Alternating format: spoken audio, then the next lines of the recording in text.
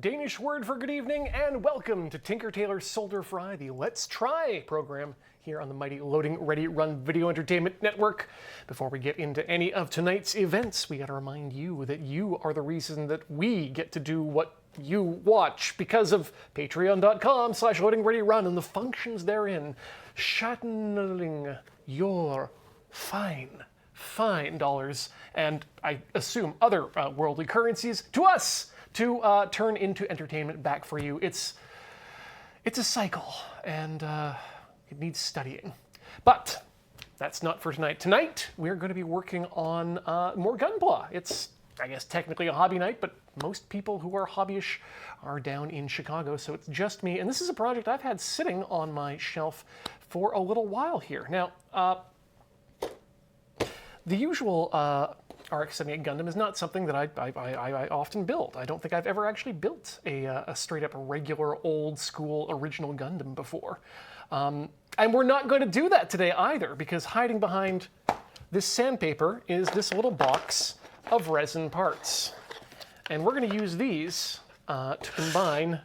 Whoop, there you go. We're going to use these to combine with the contents of this box to make something entirely different from an entirely different Gundam universe. And if we can go to the top down there, ooh, when the kerning hits just right, folks, we are going to be building the Nether Gundam via this Assemble Y guide. What is the Nether Gundam, you ask? Well, fans of G Gundam will know, because in the world of G Gundam, war is over. Why is war over? Because we moved war up to space, and wars only happen every so often, and they have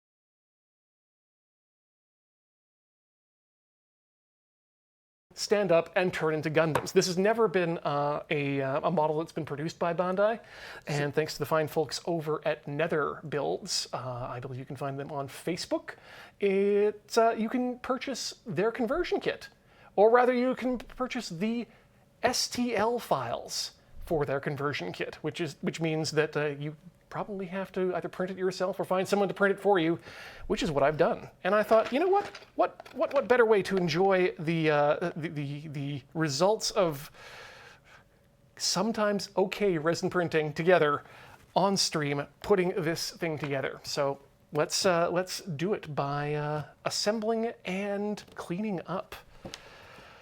Oh my. So let's take a little scroll here through what we've got. We're going to they say for this, we're going to need a RX-78-2 Revive. We have that kit here. Good. We also have the 3mm drill. Well, 1/8 of an inch is hopefully close enough to 3mm to do the job for us. And we'll need putty to fill any seam lines or print imperfections. That'll happen later on down the line. Right. So I guess we should just get the thing started and get it together. So what we're going to do is we're going to want to start with the head. And for the head, you're going to take apart the head and take out the faceplate and V-fin. Modify each port according to the images below and glue them in place. Then drill a little hole on the bottom of the nether head and source a 3mm runner bit from the runners to act as a peg. Well, that's great. What we're going to be using are little bits of the runners as connective tissue for the Gundam itself. What's a nether head? I believe the nether head is, let's get it out because we'll have to clean it up here first off. Which one of these is the head? Aha! This is the nether head. I'm not sure if we've got... you can see that it's got enough little space in there inside to accept the faceplate and V-fin of the Gunpla itself. So, what that means to me then is that we're going to probably want to just clean up the bottom of this head here just a bit to flatten it out, because there's, as you can see, some imperfection to it. A little bit of edges are a little bit dirty. We'll want to clean those up.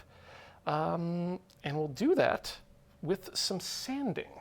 Now, this is where things start to get a little bit pinky. Because we are working with resin we're gonna want to keep things on the down low. And by on the down low, I mean we're gonna want to keep the particulates of the resin out of the air because it's not good for the human body. So to make that work, we're just gonna do a little bit of modifying wet sanding. Just to say, we'll just take some sandpaper.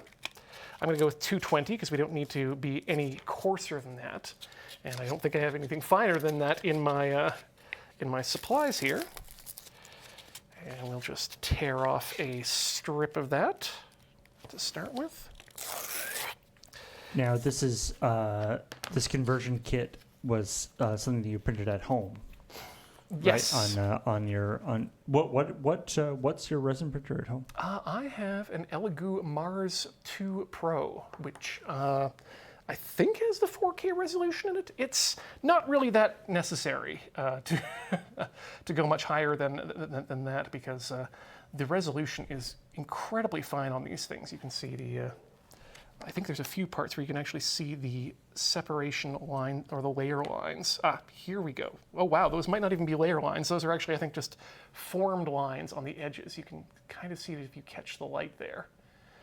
But yeah, it does a real good job making fine detail. The problem is that resin is a very different material than the plastic you're going to get in the polystyrene in a model kit. Model kits are a lot softer than resin, and they tend to bend and cut well, whereas resin tends to break and shatter. But it sands well. Are there different types of resin? There are a few different types of resin. Aside from the different clear and opaque and colored versions, you can also, I believe, get a couple of types of more rubbery resin, like a softer type. So you can get resin that might sort of emulate the characteristics of the polystyrene a little better? I don't know about that, to be honest. Yeah, but just in order to keep things together here, we're just going to dip things in the water, make them moist, and that should keep the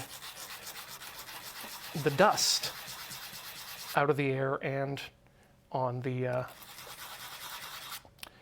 sandpaper itself or in the water. And even you can see just a few runs along the sandpaper really smoothed out that bottom there. Let's just give the edges a little hit too, just to smooth them out. Get rid of the flashing. And resin is cured with UV light, right? Correct. It is not it does not dry the way a glued, well, glues don't dry either. Glues also cure. But the difference with resin is that it is only cured by ultraviolet light. So you're either going to be using an ultraviolet light chamber or a light setup to shine on it afterwards. Some people like to throw their resin printed parts out in the sun for a few hours or for a couple days or so, just to make sure everything's fully cured, because otherwise it just never dries. It remains a liquid, and it rather sticky and unpleasant liquid because it's also quite toxic, both in the off-gassing and in the ingesting.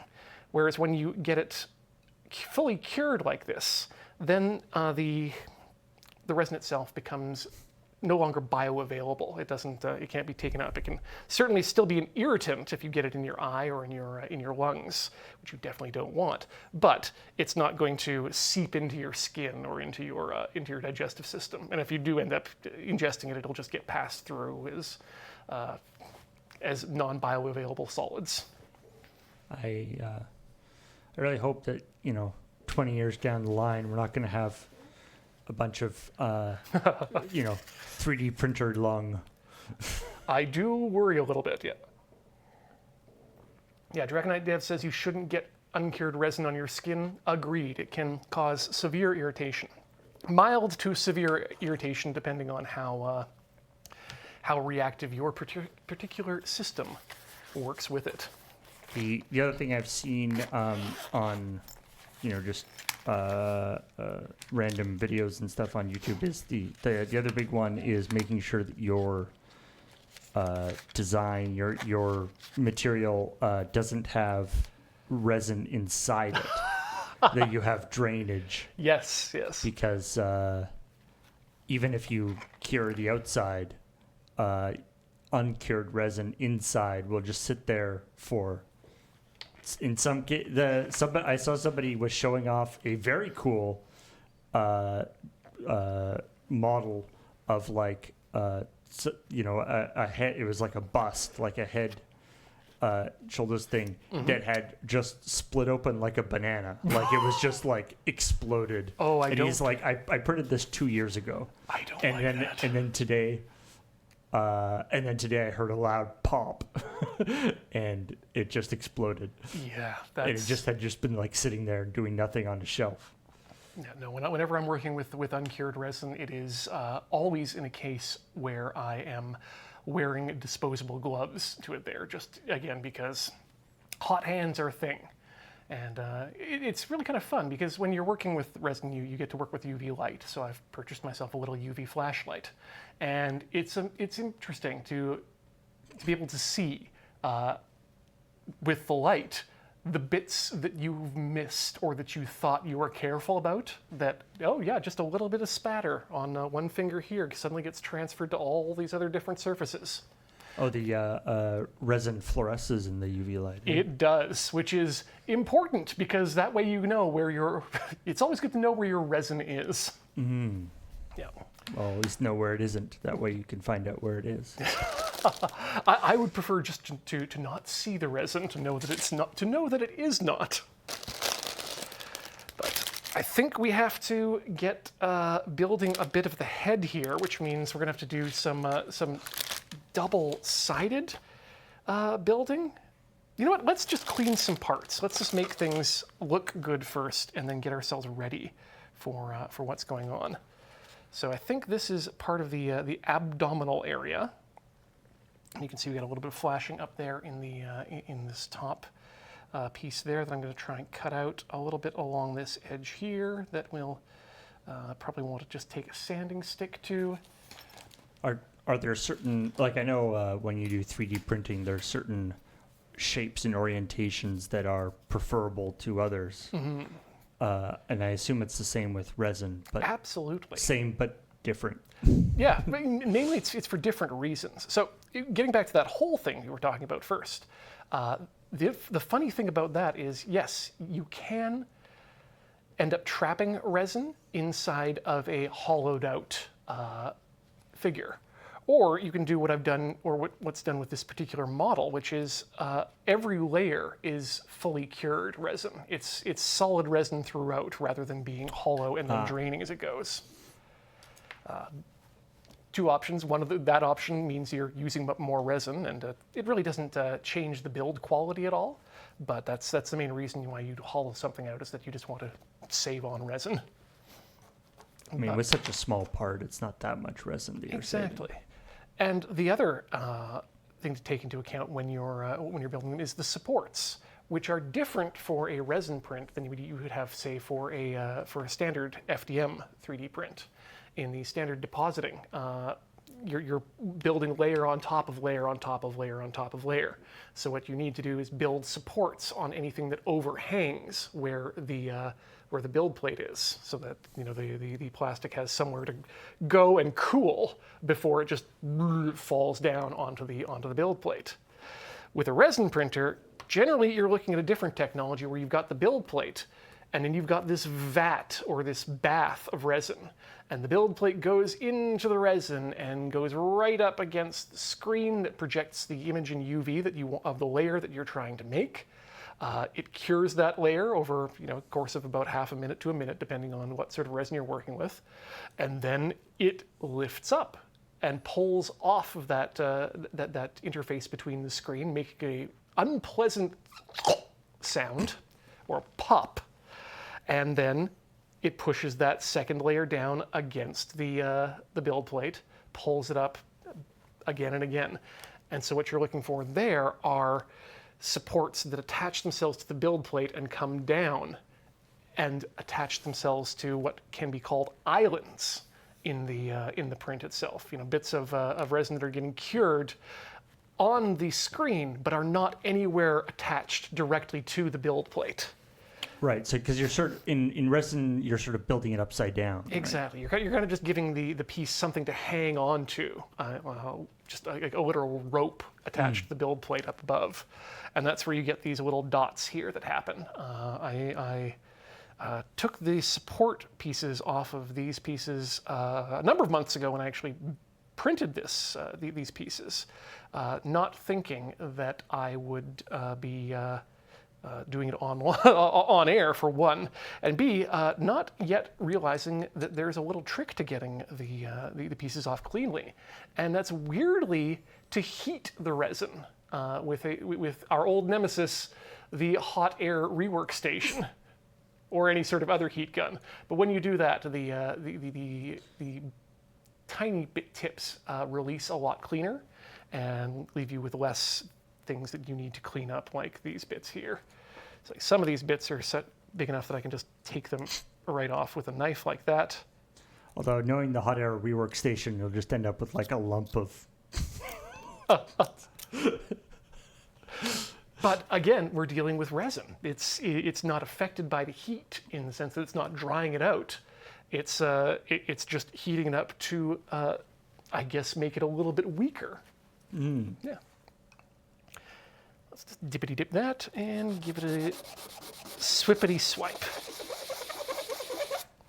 I'm doing this on this secondary cutting mat here for two reasons. Number one is that I want to try and keep the resin water relegated to its own area, and two, so that we have a flat surface to sand against, kind of like a piece of glass if you were trying to, I mean, using glass is a pretty good system. I don't have the glass, so we're using a cutting mat, which works just fine. And yeah, just those few strokes are enough to really clean up that edge there on the top. Some of these pieces here, you can see, I don't know if you can see actually, but there's just a little bit of missing there along that edge. Oh yeah, okay. Yeah, I'm just trying to find my focus point. I think I found it. So we'll need to, once we get it all together, that's where the puttying is going to come into play. So is that just the printing failed slightly in that corner? It might have failed in that corner. It might be that it was too brittle when I was sanding it and it popped off. I don't think so because I don't see anything on here. So yeah, it's more than likely a slight printing error, but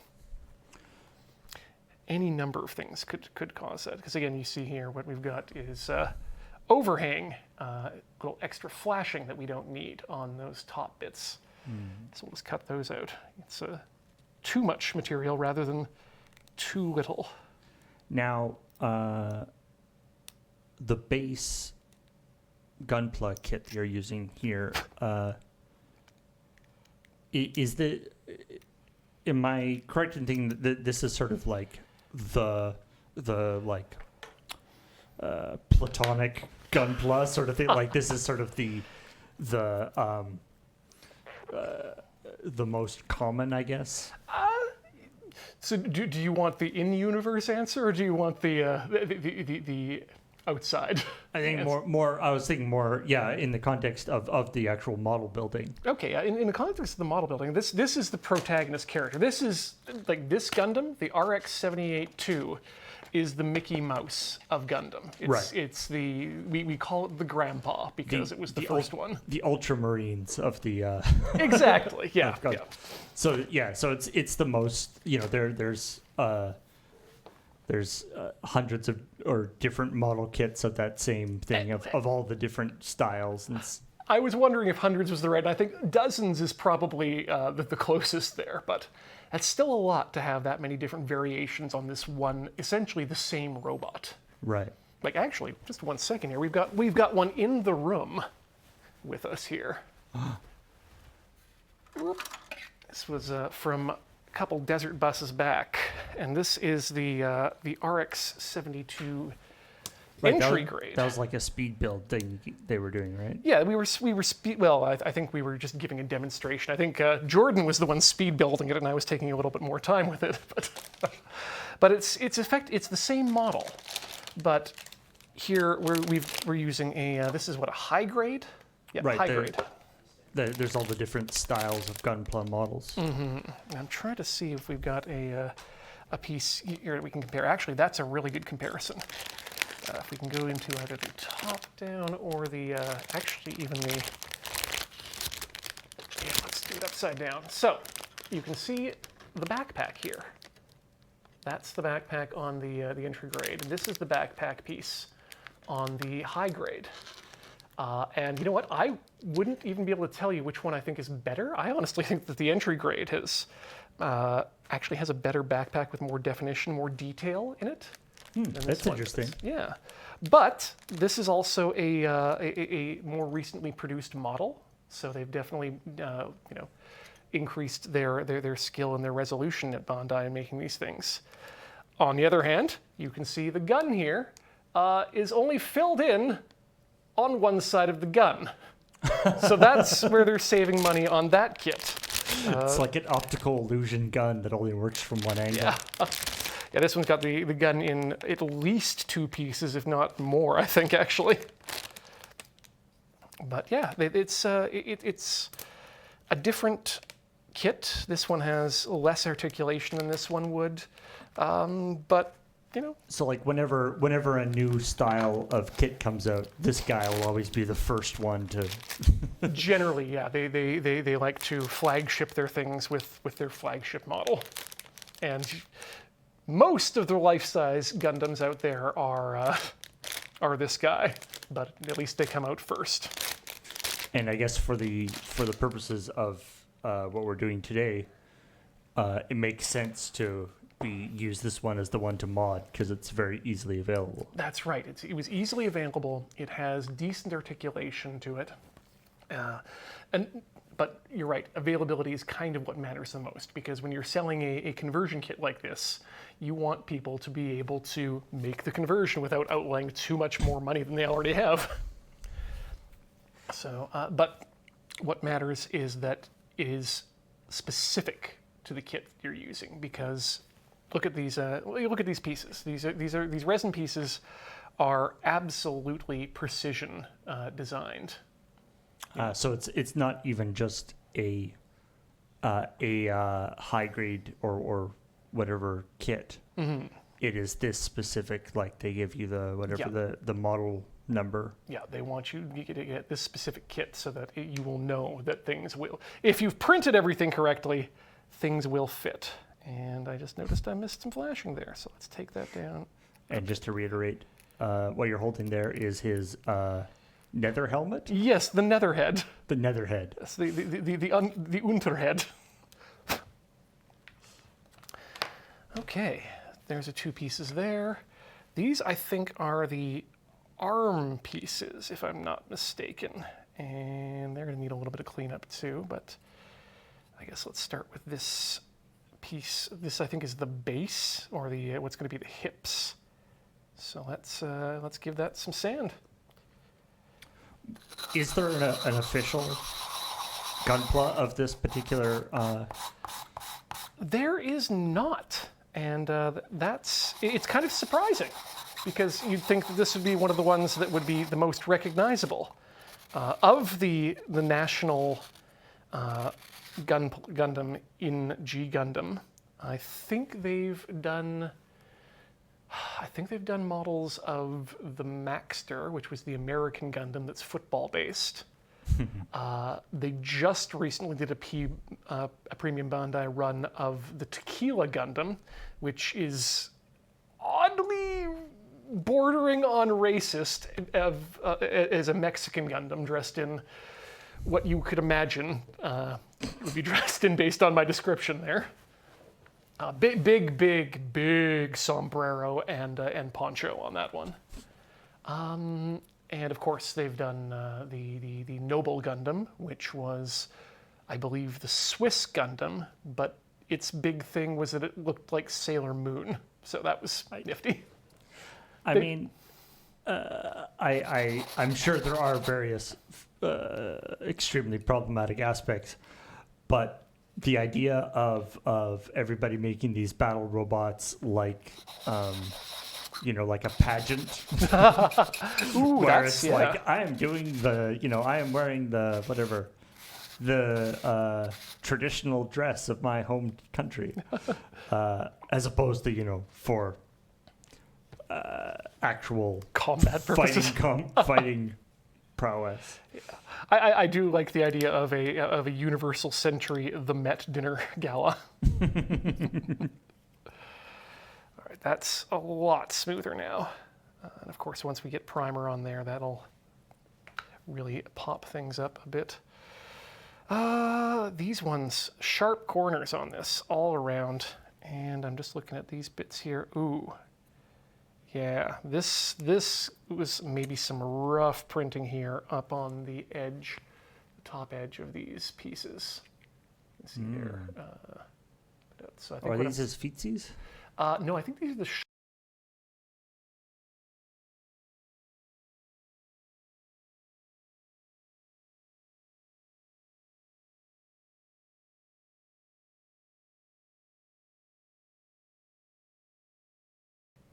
or maybe we'll just file it down to a nice angle. That's probably the right answer. So let's get the really heavy sandpaper out there and give it a little dip. And file that down.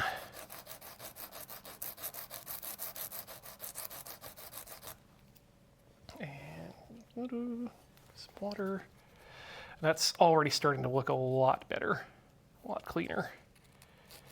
I think I'm going to need some more emery boards here pretty soon, though. I have to take another trip out to the makeup shop for more model supplies. All right, let's get that angled correctly and break it down. Looking much better here. Let's go along the inside a bit. That cleans that up quite nicely. I'm glad I haven't had to break out the files yet. The files are really only here if I need to get in a lot deeper. I don't want to get them wet if I can help it, but I will if I have to. Okay. Yeah, here's an example of what they're talking about when you want some putty to fill in. There's a little divot right here. And it's, there we go, just catch the light. Come on. There we go. Just a tiny divot in there. And that'll definitely show up once we get primer on there. So we'll need to smooth that in with a little bit of putty later. But now, are these little divots and imperfections, would you say those are like miscalibration in the 3D printer, or is that just sort of the limits of what the particular printer model you have can do? a lot of them are actually going to be because of support removal. When you get a support that doesn't adhere properly or adheres too much, or prints a bit wide, again, usually an error in the resin itself. Actually, you'll get some pieces that aren't really well mixed, or you'll have bits of old resin in there that aren't partially cured but not fully cured. You really should be filtering your resin between every print, but that does take a lot of work and can result in a lot of wasted resin too. But the point is, sometimes what can happen is you can, especially if you're not heating your supports like that, the pieces that are supported and are just tiny little dots can sometimes grab a bit of the actual model itself as they come off and make that little hole. So since printing this, you've experimented with other techniques for the removal with the heat gun itself. Correct, and have had a lot better success with it as well. If people recall back before we started doing the Kill Team League, we were still doing a few good Kill Team games, and I brought in a set of Zaku's that I'd printed to run as Space Marines. Right, I remember those. Yeah. And those did not have nearly the issues we had with the separation of layers. Okay, this is starting to clean up quite nicely.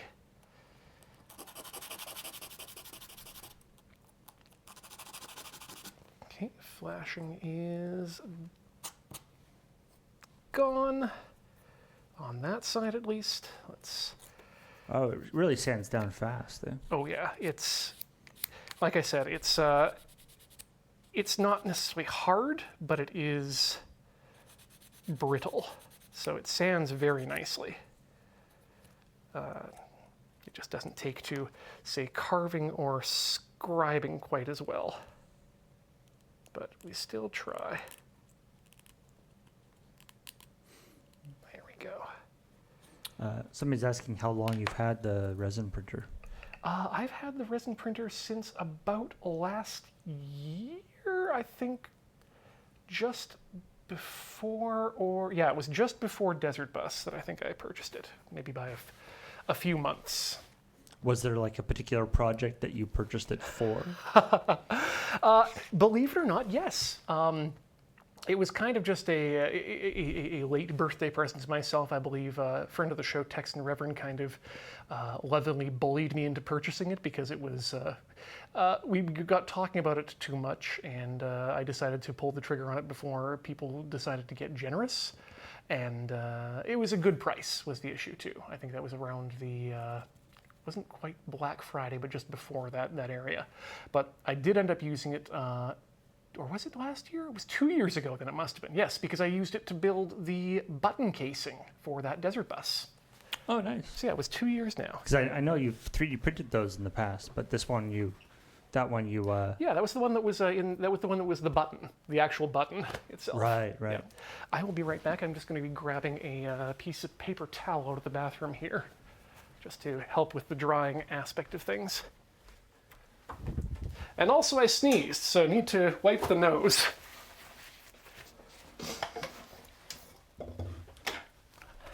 And if you do that on camera, it looks bad.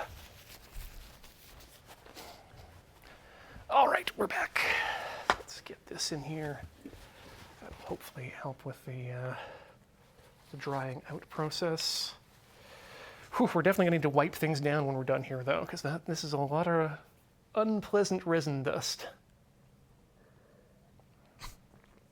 As with model painting, make sure you're drinking from the correct vessel. Yes. Bioavailable or non-bioavailable does not necessarily mean delicious. Put that on a t-shirt. Okay.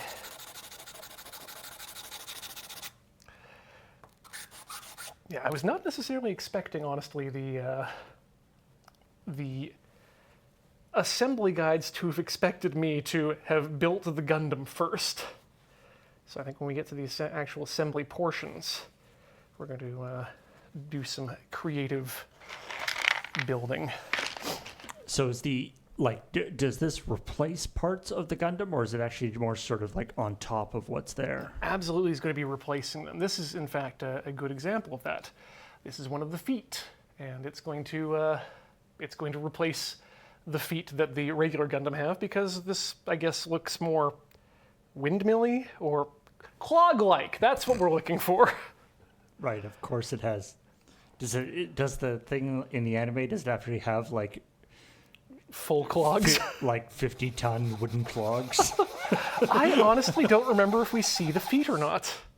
I know it's very important information for the internet specifically. They're always concerned about whether or not feet are showing, but I couldn't say.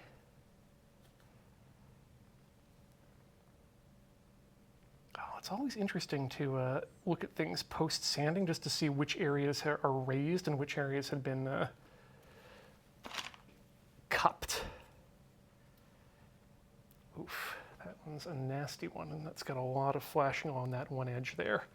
I wonder what it is that causes that. if it is an issue with orientation, or because usually when you so you were asking earlier about the orientation and how you print these things, and the supports are important. You know, without the supports, things just don't get done.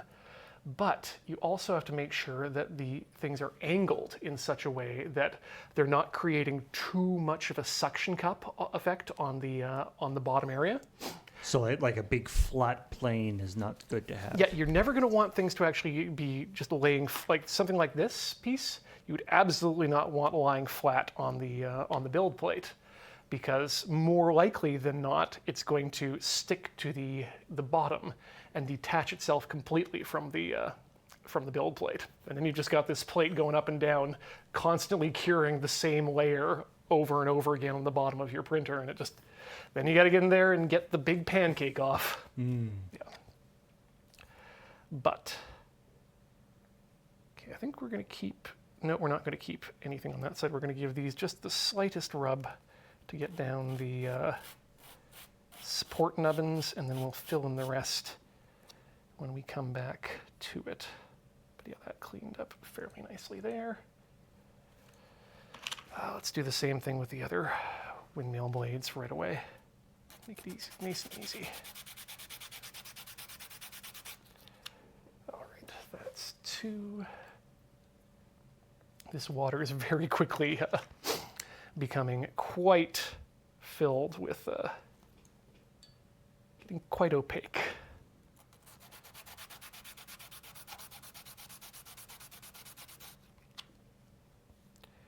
Good. And one more. This one's got some real connectees to it. But you don't want to. We don't want to sand out all the texture of it. Ooh, okay, let's dip. Yeah, there's that tricky aspect of like what's supposed to be there and what's not. Yep. Ooh, wow, this emery board is basically done at this point, I think. Okay, got the edge out.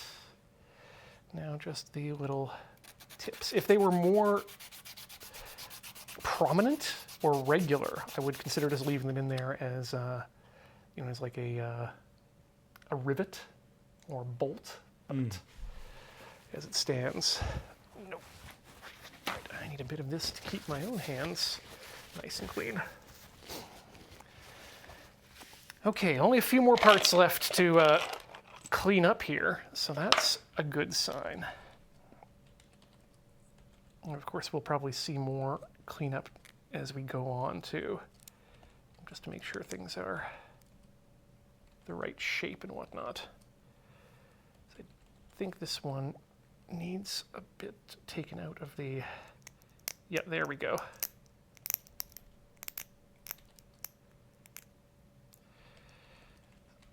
Let's see if we can give that a little file to make it a little rounder. Okay, let's dip the part, not the file. Oh yeah, that's nice. That'll do. This is a part that I'm a little bit worried about, because I think this ball joint here on the end is going to be structural in a way of providing articulation to the final model. And it worries me because of how brittle resin is, that getting that pushed together may be a fraught procedure. Right, yeah. Because we talked about when you were building that other big model that even on models they build the joints with a different type of plastic, don't they? Yeah, sometimes. Now, generally that can be good because it's a softer plastic, but even that amount of pressure, just getting over the humps of the edge of the pieces, could be enough force, if not given in the right direction, to shear that pin just right off, and then that's another. In fact, hey, guess what? I'd forgotten about this. I'd already done that. This piece here is going to need to be glued back together. And I think, again, we'll have to cross that bridge. I might even just have to give that another print, but that piece needs to connect to that piece. And right now, they don't. So I'm not going to actually do anything more with this piece sanding-wise until I've glued that together. We'll need some super glue for that, which I think we have. This piece looks pretty good for the moment. Right, this is the main windmill portion. Aha, it's 2 pieces. It comes apart. I'm a genius. This part is mostly good. Again, just a couple little bits of divots from support materials. But other than that, it looks pretty nice. Clean all the edges just to make sure it's fully nice, because this is going to be a very prominent part of this particular model. This is the actual windmill? Yeah, this is the central hub of the windmill. And then I guess you've got the big arms of the windmill. Yeah, exactly. And you've got the wings, or arms, or... Now you got to make sure that the windmill spins the right way. You know it. When I was still living in Edmonton, we used to, we did a D&D campaign, myself, Corey, friend of the show, Dan Ross, and a couple of our friends. And it was run by a friend of ours who worked at BioWare at the time, in the not the Baldur's Gate. What's the one that they do? Dragon's Age, right? At BioWare, yeah. Yes, yeah. And he was forever also upset right to the edge of the throat with the fact that the windmills in the first Dragon Age game were going the wrong way. And it was just a terrible wake-up call for all of us that even from when the call was coming from within the house, we still couldn't do anything about the windmills. Like they were rotating counter to what the angle of the blades, I guess. Correct. Would indicate. Yeah. And that's about all I remember about Dragon Age. Never actually played it myself, but I wonder if they ever patched that. I'm going to say if they had, I would have heard from him about it. But I know that he did make internal bug reports. I hope they all go like different directions. Oh, that would be... that would make me... What's ecstatic but for rage? Incandescent, let's go with that. I mean, at that point, it would be like deliberately trolling, so it would be kind of funny. Yeah. Or internally consistent. One of the two. Okay, you know what? Paul, folks at home, I think we're actually done sanding resin for the moment. That's not to say we're not going to need to do more sanding of resin in very soon, but I think we've done it in such a way that it's clean, and I'm happy with the cleanliness of it. Now we need to move on to the fitment, and that's where the sanding and shaping is going to become a lot more important. Oh, why did I try to clean the powder off of a file with a paper towel? Of course, that's just going to get more paper towel into the file. That's the putty, eh? The fitment? Sorry. The fitment? Oh no, just the fitment, fitting it together. Oh, sorry. Or what one might call just building. But we need the face plate, the red part, and the V-fin.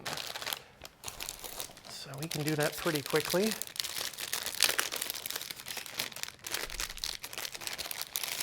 Look at this guy here, not having his god hands in his little packet. I knew I was going to need that for. I knew I was going to need that for something, but here we are.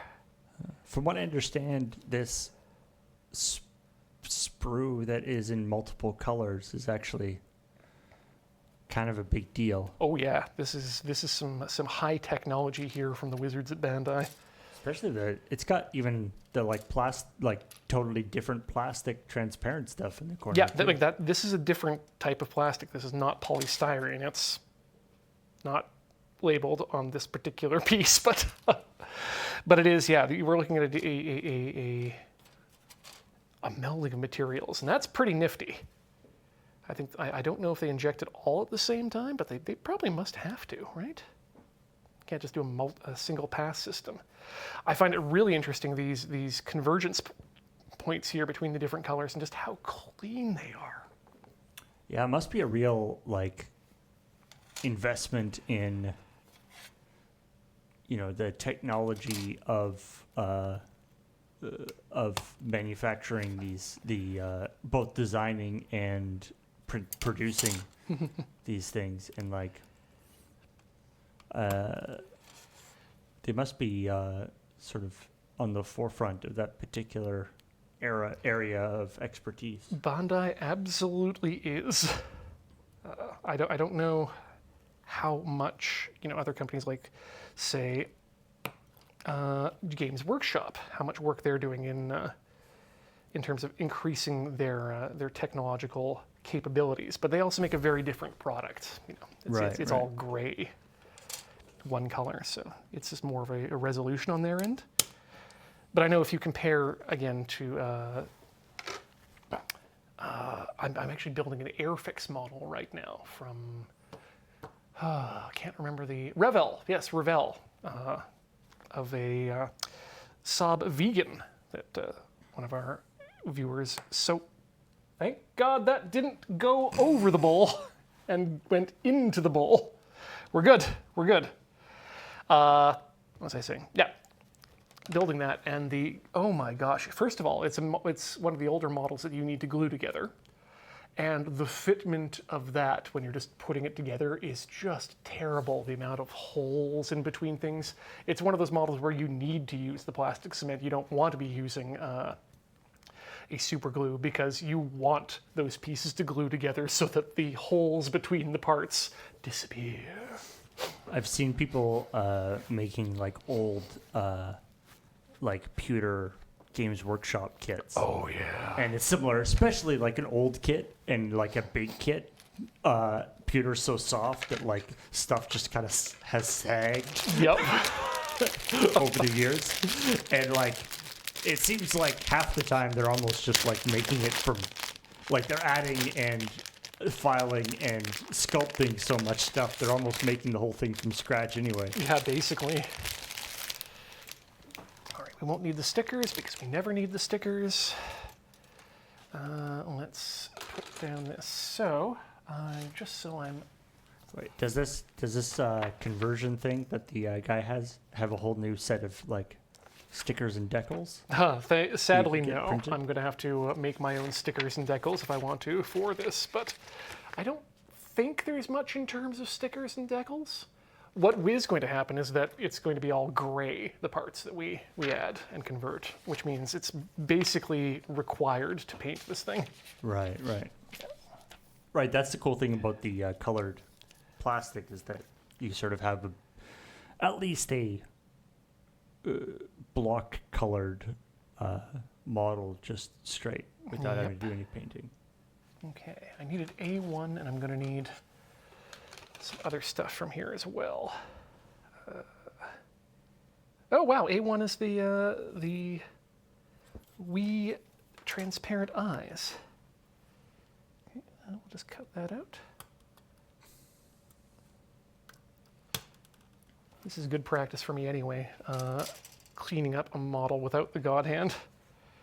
Kicking it old school, as the kids would say. If the kids indeed still kicked it old school. All right, and let's get these parts.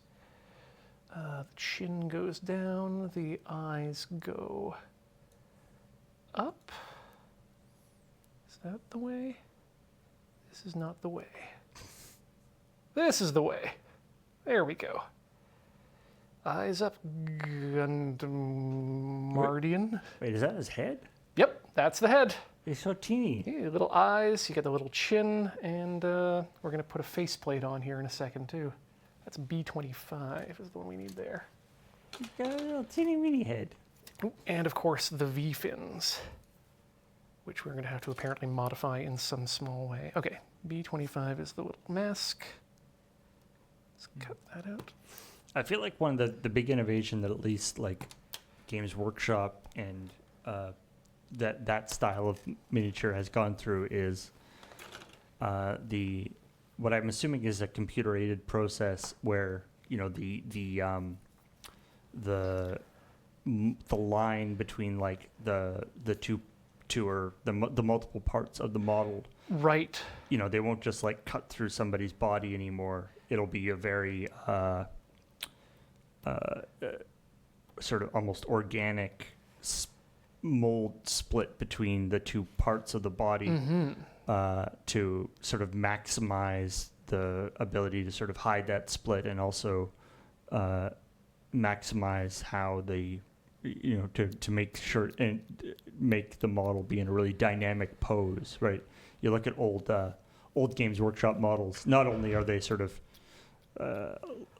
kind of blobby, like they don't have the same resolution, but also they also usually have very static poses. They're just like standing because you couldn't, because you have the two-piece model. So the two-piece mold. So you had to have, there are certain overhangs you couldn't have and stuff. Mm-hmm. And now I believe that there's sort of a CAD system where you can, they can put the thing in, and then it's sort of like a slicer in a 3D in a 3D printing system. Right. Where it can mathematically figure out the ideal way that it can be, the minimum number of pieces that it can be split into while still doing it properly. Well, that's actually been one of my favorite features of the more modern slicers that are out there these days is the ability to cut models into multiple pieces and then also add registration holes and pegs so that when you're putting it back together, you generally do this if you're trying to print something that's bigger than your build plate is, either as a FDM or as a resin printer. Right.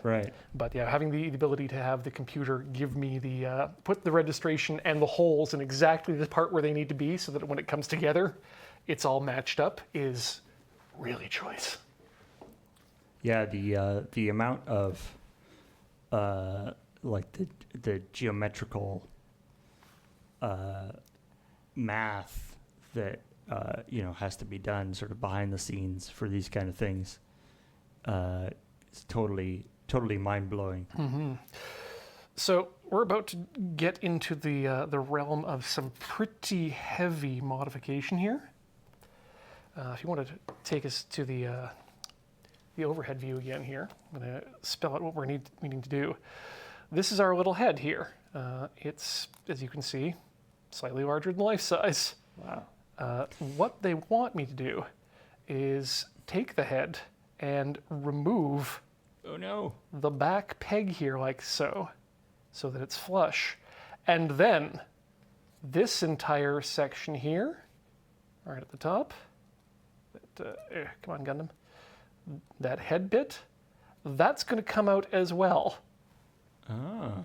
So I'm not sure what they want me to do with the V-fin. Oh, they just want to trim the back of the V-fin so it's nice and close, and then we can go ahead and I guess and so then I see, and then so that's so it fits into this different helmet. And so that V-fin is just going to get glued, I guess, to the top edge here because there is no connection point for it, like there is in the actual model. So let's go irreversible damage. Go gadget irreversible procedure.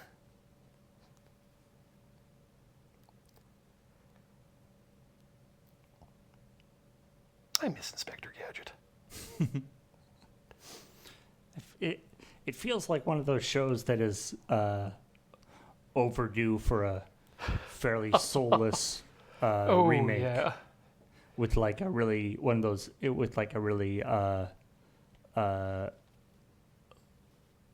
sort of low grade animation style. Oh yeah. Well, that's With big thick black outlines around everybody. yeah. One of the funny, one of the, well, not funny, but my favorite things about Inspector Gadget was learning that it got produced as well as it was because of a Lupin series that got canceled. Originally, they were planning to do a Lupin set in the future. I think it was a Lupin the 28th was the name of it, or maybe Lupin the 7th. I can't remember exactly what the number was, but Wasn't it like a Japanese, Canadian, French co-production? Sure was, as was Lupin, the future Lupin. At least a French Japanese co-production, and they did the pilot, and the pilot just did not land, and so they had all of this team ready to go for a big animation push at Toei, and boop, Inspector Gadget comes up. And of course, Inspector Gadget voiced by Don, the guy who plays Yes. Maxwell Smart Yeah. on Get Smart. The It's inimitable. Don somebody, I also cannot remember his name. which of course makes total sense. Don Adams, that's it. Okay. Okay, so I think I just need to cut the back off the head now.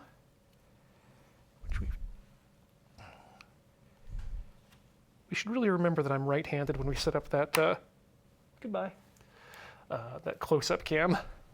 Set up on the other side. Yeah. I mean, there's no good answer. What we need to do is just get a camera on my hands, like a ring cam or something. All right. Do I need to... Auto tracking camera. I think this is what we want, and in fact, it might be even cleaner than what's been been shown in the instructions. But I'm just going to try test fitting his head inside there, and well, would you look at that? That looks about like what the screenshot is. Oh, nice. Yeah. So we'll just have to get him glued in there when that's when it's time. I mean, I like the idea that maybe this mech is actually made from a surplus Discarded old Gundams. a discarded Gundam of this other style. I like that. Woo, okay, that's ambitious, but we're good. We're still good. We haven't sliced through everything yet. And that will just fit on there, thusly.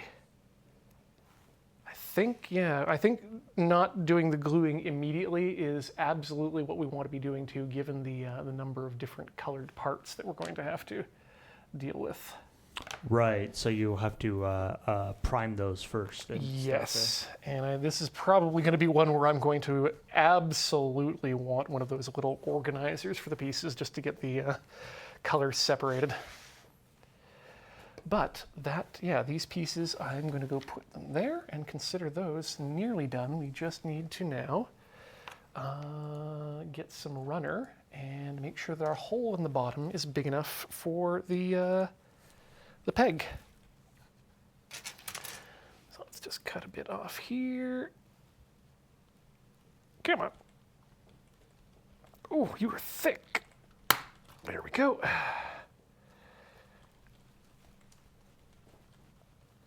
There we go.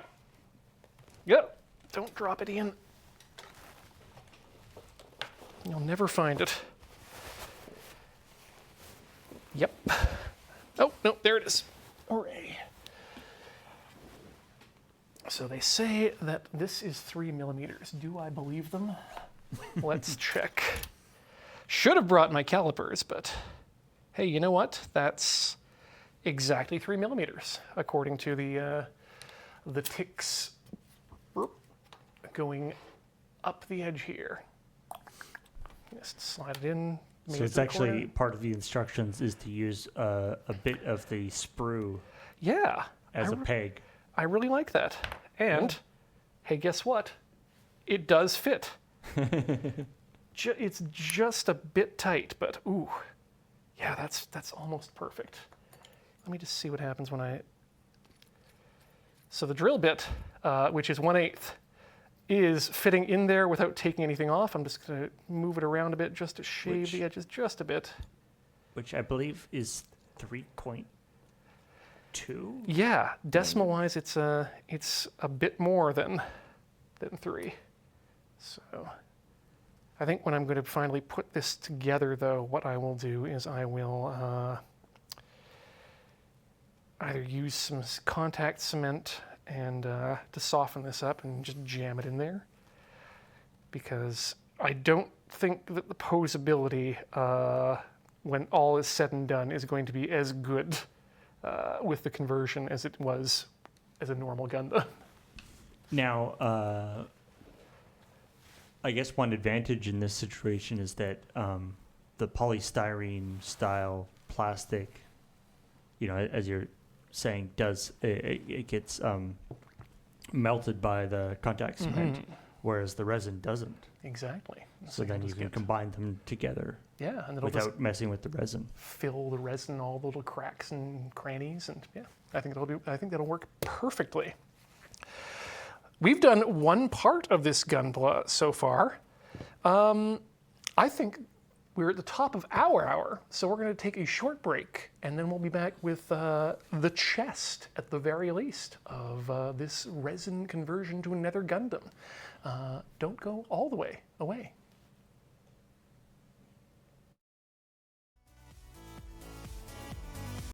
Welcome back to Tinker Tailor Solder Fry, the Let's Try program here on the mighty Loading Ready Run Video Entertainment Network. I shouldn't do that to my precision tools.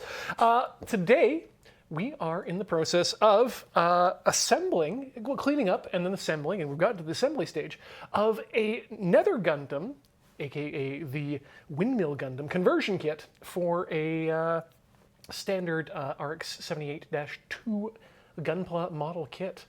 And we've already made the necessary modifications to the head, and we'll end up having to, excuse me, end up having to glue that all together later. I think once things have been at least primed and given a good paint job. But dare I ask, what happened to the RX-78-1? It would blow up. That was it. The dash. Whoops. The Dash 2, I believe, was if I'm remembering my history correctly, this was they made 3 of the original Gundam, and one was blowed up. One eventually shows up later in side stories as the Gundam G3, which is just kind of a gray and purple Gundam. And this one got assigned to the kid who stole it. Who just happened to be the son of the person who designed it, but that's neither here nor there. But we are moving on to the chest area. And I think things are about to get a little bit quicker because in order to build the chest, what the instructions say is take out the shoulder joint polycaps of the original chest and place them inside the front part of the new resin chest. Drill out all the holes on both parts and insert 2 pegs in the front to help align the 2 parts and glue them together so that the polycaps are held firmly between the 2 parts. And that's it for the chest. So, nice to get to reuse those polycaps. Yeah, and it means we don't have to actually build too much in terms of the actual chest portion itself. We can just grab the polycaps out of the thing here, and hopefully that'll be enough. Just looking over the manual here to make sure that is the case. PC2 and PC2 are both what I think they are, so that's good. And yeah, those are the only polycaps we need, apparently. All right. Let's get them off the sprue. 2 and 2. That's one side, that's the other side. Nice thing about working on a screen like this is that if you remember it correctly, it can help your posture because you have to stay straight up while you look down to allow the camera to see what you're working on. Where are our chesticles? Here we are, 1 and 2. Also, during the break, I did a little bit of further reading throughout the kit, and these pieces, which I said earlier are probably the shoulders, are in fact the thigh? Yeah, the thigh. No, the calf. This is the calf, because this is your big knee protector. Protector. All right, we are inside the Gunpla, and I now can see that I absolutely need to take the flashing down on here, because otherwise the registration is going to be off by quite a bit. Wait, that's his entire torso? That's the entire torso. His torso is like smaller than his calf. Yeah, it seems odd, doesn't it? Because this is the part that, if I'm reading the lore correctly, contains the fusion reactor, which I find generally you generally want to keep those well protected. Okay. I'm slightly bummed that that it doesn't actually use the windmill to power itself. No, unfortunately, Gundams are until late in the series not very ecological at all. Okay, that's looking like it's going to be pretty good once we get the everything in there. So this might actually end up just being a one-time assembly. Let's do it. Like he goes out into the field. There's like two Gundams go into the field, and then one just like grabs the rotor on the front of the other one and spins it really fast to like supercharge him. Yeah. Contact. Flight would also be nice if they had that. How relaxed can you be as a being, just wafting through the air as your front propeller keeps you aloft, like floating in the ocean? Okay, I think I'm going to use the piece that we already had cut for the parts, because we don't need much in terms of registration for these two bits. But let's just once again test fit it with the pieces that we want to use. Looks good. These maintain articulation. That's the important thing. So yeah, I think we're good to go to push this together in a way that is close to permanent. I mean, now I'm curious. Is the propeller purely cosmetic?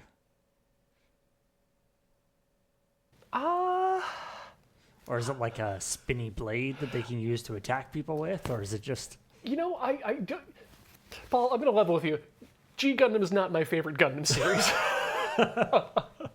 But I don't believe that we actually get to see it fight. I think we just get to see it transform as part of a larger, montage of various national Gundams activating closer to the end of the series. But yeah, we'll be right back.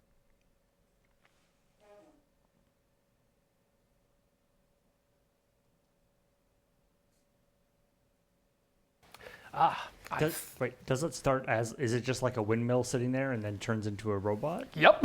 It's a nice... Like Transformers style. It's a lovely pastoral scene full of just the fields and the dikes and the windmills, and then just suddenly this windmill breaks apart at various seams, stands up, and again, the windmill blades just maintain their position on its chest.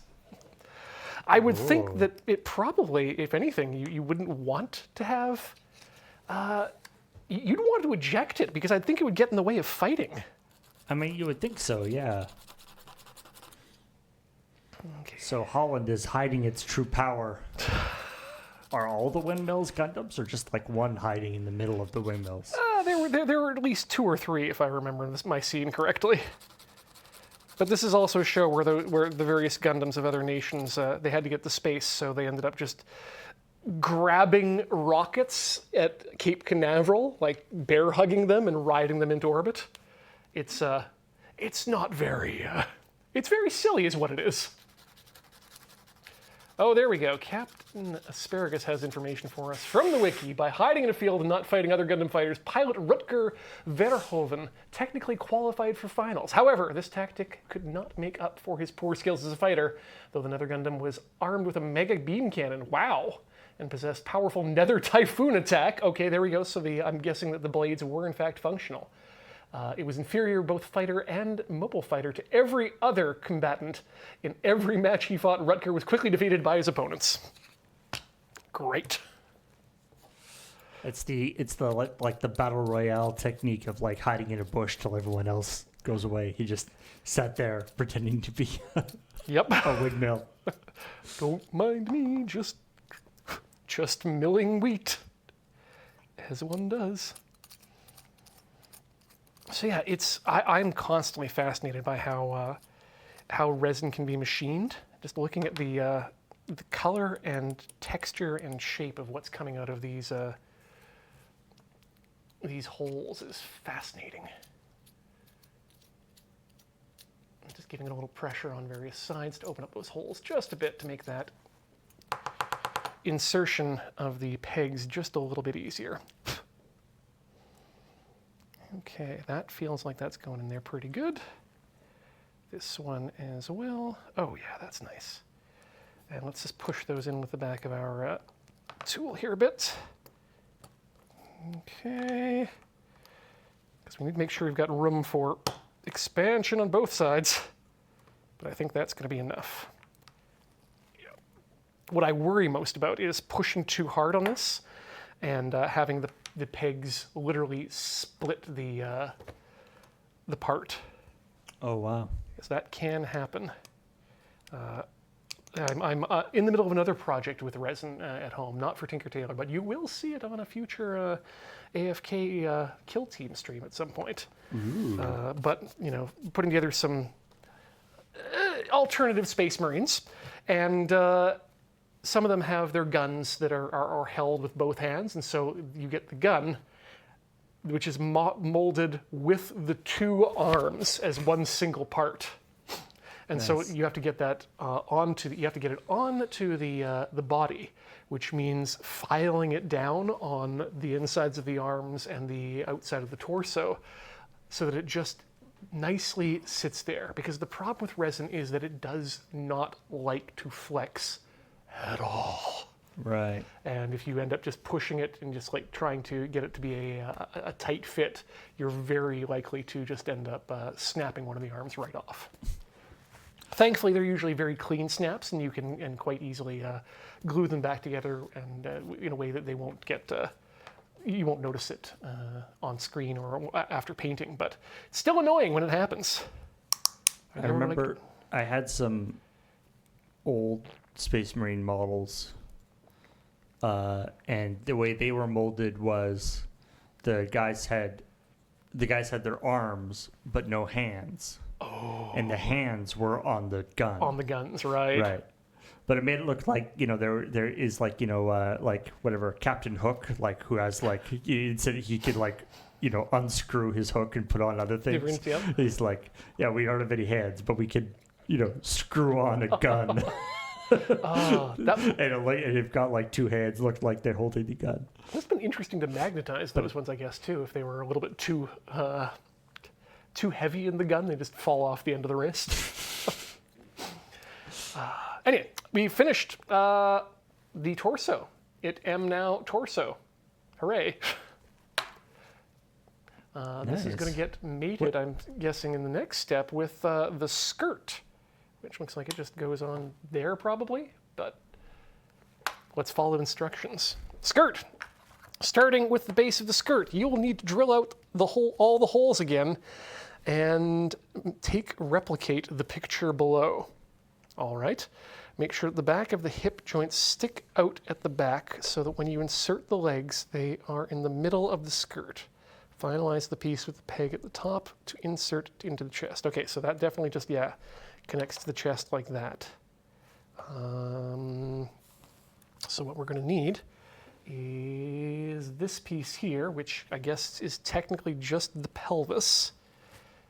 And it's got all the requisite holes, so let's just drill those out a bit to make sure that they are ready for... Ooh, yeah, you got stuck.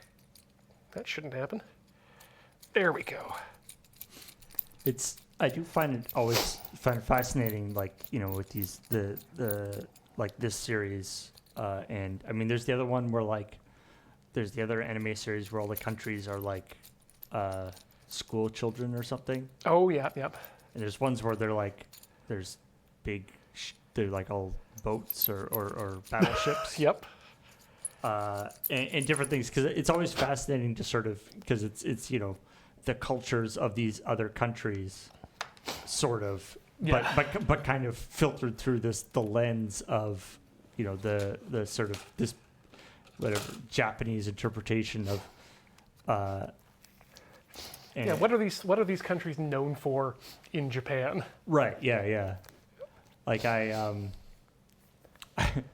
always remember as a kid, watching like Monty Python, and they do it in the lumberjack song, right? Oh, yeah. Goes, jumping from tree to tree in the waters of British Columbia, Columbia, like, and I was like, I live holy, there. wait, it's like, wait, but just the idea that our little section of Canada kind of loomed large in the mind of Graham Chapman. of people in England, that like that was the frontier. Yeah. That was this like untamed wilderness that where men were real men, and lumberjacks and log drivers and stuff. Is this sort of fascinating idea to kind of get an insight into how another country perceives your country. Yep. International television is a hell of a thing. That said, I honestly think that that Japanese kids of our particular generation and age probably have a better handle on some of the Canadian classics than we do. Like we all we got for Anne of Green Gables was a standard TV show and maybe in the novel. They got an entire 52 episode TV cartoon, plus another one. They got Little Women animated as well. The World Masterpiece Theater series of cartoons. It was an amazing achievement for Japan in terms of just introducing people to, well, world masterpieces. Heidi of the Alps, Dog of Flanders, all these things animated and on TV. And generally animated really well. Like World Masterpiece Theater is where a lot of people got their directing and animating chops, including people like Gundam's own Yoshiyuki Tomino, and especially Isao Takahata and Hayao Miyazaki, names that you probably have heard of. Wow. Yeah. And this idea that, that obviously it's become more. There's a lot more sort of openness about it now, but this idea, especially back then, that like Japan was sort of the only country that was like, hey, cartoons, animated stuff can be used as in the same way as any other visual medium. Mm-hmm. It doesn't have to be just cartoon, in the same way that when people figured out that comic books could be used for things other than superheroes and action stories and stuff, and then started writing really serious graphic novels and things. We have Scott McCloud. They have Akira Toriyama. And it's I remember, and I remember that as a kid, the sort of coming to the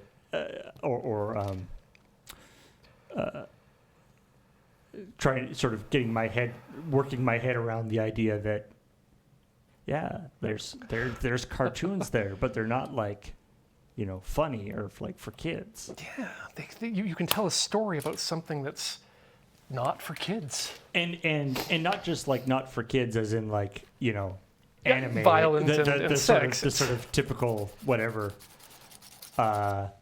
Anyway, but also just like to a kid, boring. Mm-hmm. Yeah. Like you could just have they're just slice of life or sitcoms or soap operas or any other kind of medium. Yeah. One of the best, which was totally a foreign idea. Yeah. One of the most revered movies in animation was a I believe, Pat Labor 2, which, on the surface, you think, oh, giant mech police officers. That sounds great. That's going to be incredibly exciting.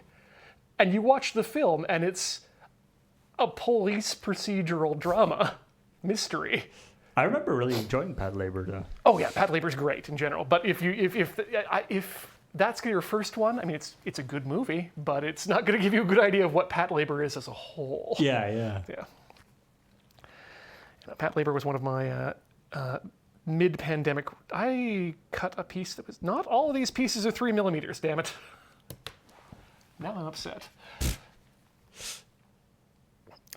Anyway, but yeah, Pat Labor was one of my pandemic rewatches, and worth the time. To be fair, they probably don't have like a super tight spec on what the sprue has to be. You say that, Paul, and yet this is, you got to be very aware of how thick the various areas of the sprues are, because that's going to absolutely tell you what the flow rate is going to be between these areas. Good point. Which I think actually explains why the sprues get smaller. Here we go. There's an interface layer right here. Let's get it on the close cam if we can. Yeah, you can see the difference in diameters from here to here. And I'm betting that's because you want it to be smaller here so that this is where things finish probably. And so you're going to slow down the rate of flow and try and get it more into the parts rather than to this corner. Oh, wow. That's really interesting. So yeah, there's, you can almost sort of reverse engineer some of how the sprue is constructed. Yeah. It's fascinating. Okay. So this part is too thin. I just need to drill that part out a bit more? Gotta find the Goldilocks section of sprue. Yeah. I'm also coming to the opinion that carpenter's tools probably aren't guaranteed to be the diameter, or aren't guaranteed to be accurate down to a sub-millimeter precision level. But I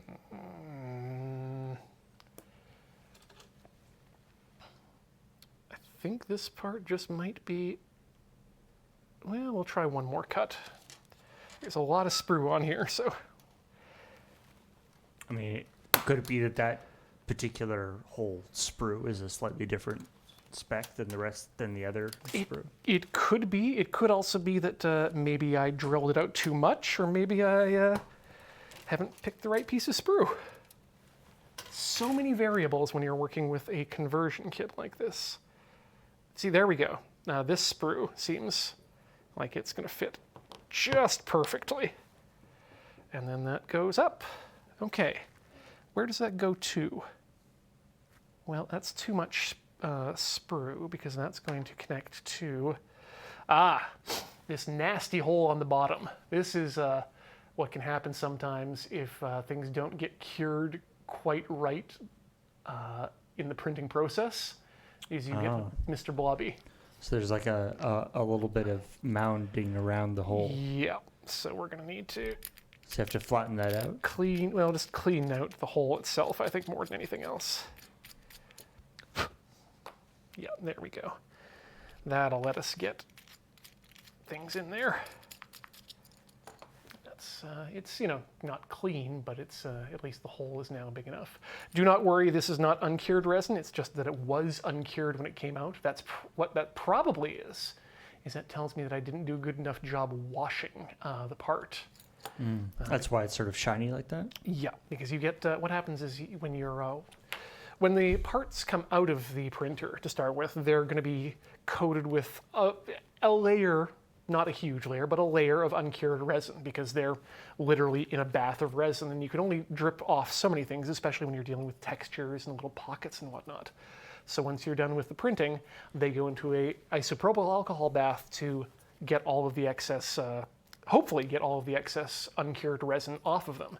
And that goes into suspension in the alcohol, and you can see all sorts of YouTube videos about how you're supposed to wash your alcohol or replace your alcohol all the time. It's one of the most annoying parts of the process, because you want clean alcohol, but you can't always be changing your alcohol because that would be extremely expensive. So sometimes if you don't get enough of the resin off, it can pool just there, and then you get it into the UV curing stage, and then it just cures as a blob. And that blob, because it's liquid, has that sheeny, shiny, smooth surface tension-based texture to it, as opposed to the something that's been either cured against a flat surface like either the build plate or the bottom, or is just a sharp edge that's been part of the edge of the design. It's annoying. But we do need some legs here. I can see that the resin printing is something that you have to respect. You have to kind of go into it knowing that there's going to be a learning curve on it. And I think one of the hardest parts is ignoring your sink. And you laugh, but you can't, unless you're dealing with resin that's been fully cured, you cannot put it down the sink, because it's the waste treatment facilities that exist in major municipalities are not built to deal with uncured resin in the system. And it's an extremely toxic substance all the way along the chain. And of course, smaller municipalities absolutely don't have the... I was going to say, good news. We don't treat our... Yeah. So what I've had to do, because I'd let my resin sit for months in between printing. So your resin settles into various different strata after a while, and I had to end up sweeping it back and forth. And make sure you stir your resin. MWGNZ says you can get water washable resin. Yes, you can. It is not any less toxic than other resin. So you're still left with the issue of you've got a liquid that needs to be dealt with. And this was what I was about to mention, is that when what I've got on my balcony right now is an opaque white bottle of Alberta Premium whiskey, because it's full of isopropyl alcohol with resin in suspension that's sitting out on the balcony, so that A, the UV can cure all of the resin that's inside of it, and B, the alcohol can also boil off, and I can just throw that in with the rest of the solid waste, because again, bioavailable. Wow. Or bioavailability, rather. I remember one time when we were in one of the old moon bases, we were painting a wall green, like we often do. And, we were using, the paint that you use isn't particularly harsh paint. It's just a safe, it was like a safe sort of eco-friendly type paint. But it is bright green. So when you're like washing off your brushes and stuff, you feel like you're a Captain Planet villain. Yep. Okay, I found the pieces I need to get now. I need B23 and the polycap 6 and C19. And I need both of those because I'm building both of the legs. So let's start with PC6, polycap 6.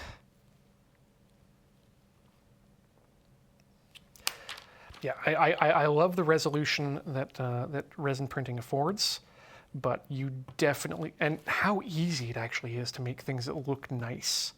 But you have to be very careful with the, if you're a responsible person, which I hope you all are watching this program, very careful with how you deal with the results and the waste of it all. C19. I wonder if there are advances in making more both both, ecologically and humanically less toxic stuff for resin. Yeah, that would be my hope. Or, I mean, the weird thing is the FDM printing, the non-resin technology marches forward, and they've been getting much better as time goes on in terms of reliability, ease of setup, and not constantly fiddling with it. And resolution and stuff too. Exactly, yeah. All the good stuff. B23 and B23. All right. Whoop. B23. Here we are. Oh, these are coming out very easily. Ka-chunk and ka-chunk.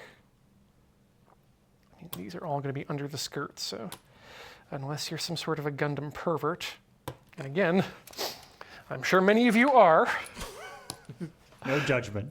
You probably won't see this part.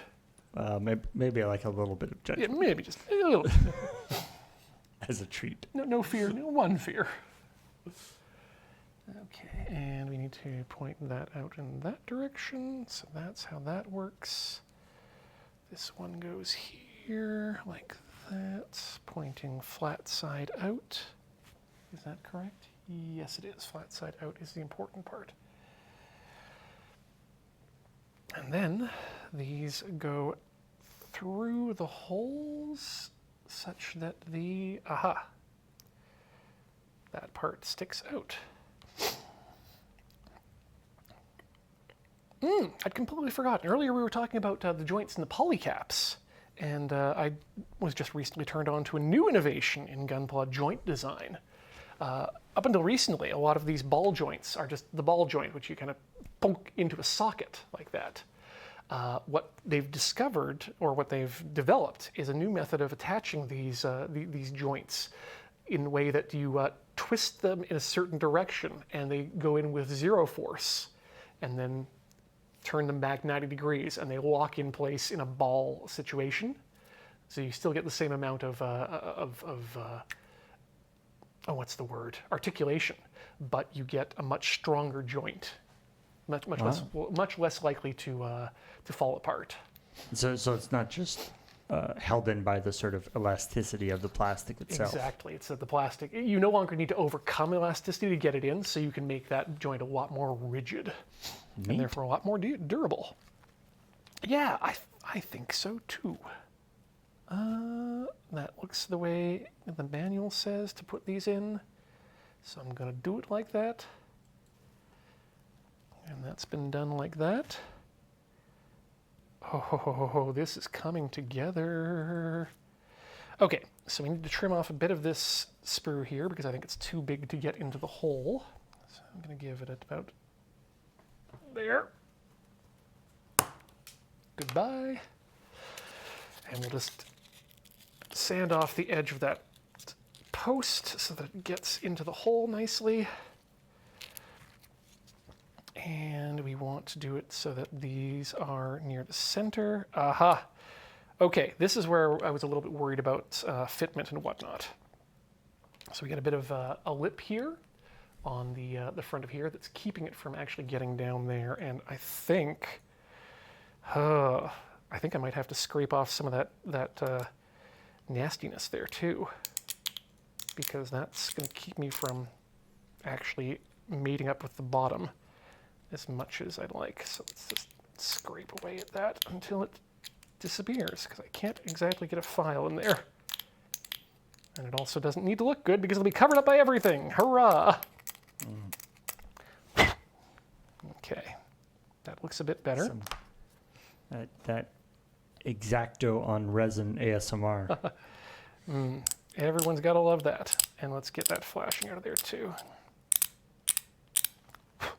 Okay. And get in the hole. Oh, and you get in a hole. Hole done, got in. We have a little set of leggies for the torso now. He looks like he's got little teeny weeny short legs. I mean, they do poke out just, where is the camera here? They do poke out just past the bottom.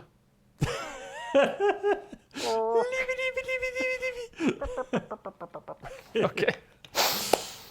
All right, what are we looking at here? All right, the Gundam's done.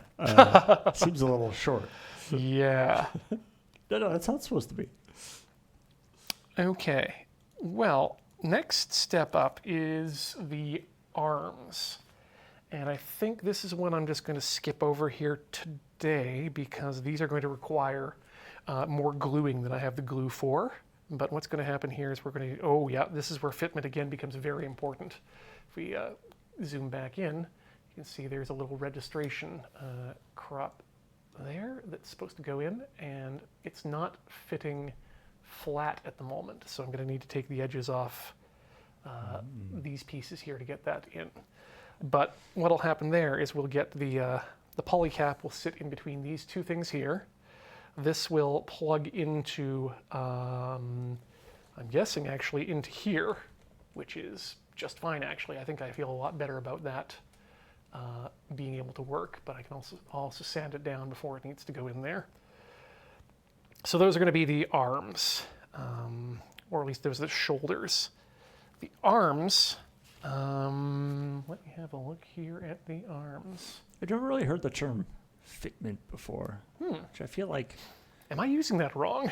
Maybe I feel like maybe it's come up on previous Gunpla building things, but... It's never really been an issue before because everything is just so precision done. It certainly does make you appreciate the precision with which the actual kits are made with. Yes. So this, again, we're going to need to do some gluing. What we've got here is this edge of the arm here.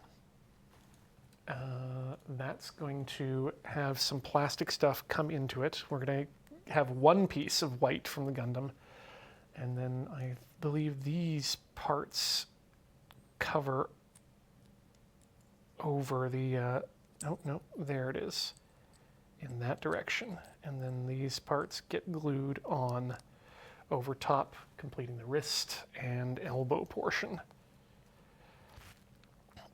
Neat. So I think that leaves us with, you know what? I think we can do the legs. So take out the ankle joint and upper leg from the leg. Modify them as shown below to make them fit the holes inside the leg. Glue all the parts in place to finalize the leg and repeat for the other leg. Okay. Ah, this is some interesting stuff here. Are there like multiple conversion kits for this? Got like starting with different bases or different interpretations of how the pieces should fit together? Yep. This is the resin conversion kits are pretty popular. Usually for models that either Bandai refuses to do an updated version for. Right. There's a rather good one right now for the GP01 from Stardust Memory. But they have to kind of fly under the radar and not call it, yeah. Right, yeah. And I believe Matt Wiggins, friend of the show, is working on a resin. I was just in chat, by the way. Oh, yep. What is this conversion? Matt, this is the Nether Gundam, the windmill Gundam, being made out of a base standard HG RX-78-2. But as I was, where was I going with that? Just other kits. Other conversion kits. Mostly where you've seen resin kits up until the past few years when resin printers started to really take off in the consumer realm was in what you would call garage kits, which were people who would kit bash or just scratch build kits for mech that hadn't been made before or were original designs or whatnot, and then they would be cast in resin. Usually at home or in a garage, and then sold either through mail order or in small volumes at festivals or in shops in Japan. It's a rather long tradition going back to even the mid '80s when Gunpla really started to take off in Japan for the first time. I mean, I know. Speaking or on the with the Games Workshop stuff, I know there's sort of a similar thing where there's quite a cottage industry of people sort of filling in the gaps that Games Workshop chooses not to do, either because the models are really, really old and ugly, as we talked about, the old, some of the models that Games Workshop still sells are like from original molds, from like the in the 90s or the 80s or whatever, and sometimes they're Games Workshop also has a habit of releasing new armies or kit or new units and things without actually supporting them with models at all, and so people move into that and sort of support that at least until Games Workshop sort of comes in, or in some cases theirs is better than the official one too. Yeah, it's a fine line that you kind of walk there within the not treading over intellectual property, but still being able to provide something that a market wants and needs. C20. I don't know if I need C22 and 23. Those seem like they are not what I need. This is some of this is difficult to understand in terms of what they're wanting me to do, or what pieces they're wanting me to do it with. Oh, I see now. That's the foot bit. Have other people made kits of this, like Nether Gundam, like different conversions? Not that I know of. Not for the Nether Gundam. This is the only one I've been able to see online, and I snapped it up when I could because I know how ephemeral things can be online. But yeah, I'm trying to think of other resin conversions I've considered doing, and I think there was a Gundam Mark V a while back that I thought of, but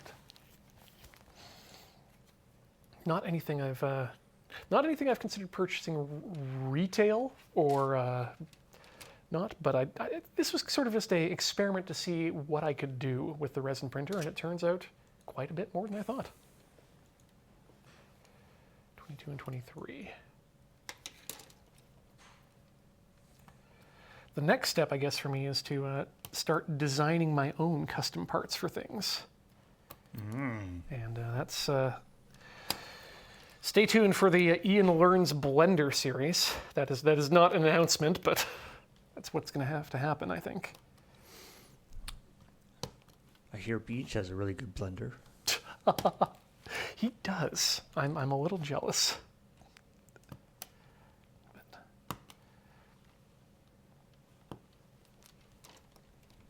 But yeah, there's a series that I'm a fan of called Legend of the Galactic Heroes. And it's not popular enough to support a lot of model kits for it. But it does have some designs that I absolutely love. And that was one of the reasons I was kind of interested in grabbing that resin printer, was to look at designing these ships, which are fairly geometrical in design, and with a little bit of surface detail, but should be fairly, he says, not having done it yet, should be fairly easy to model.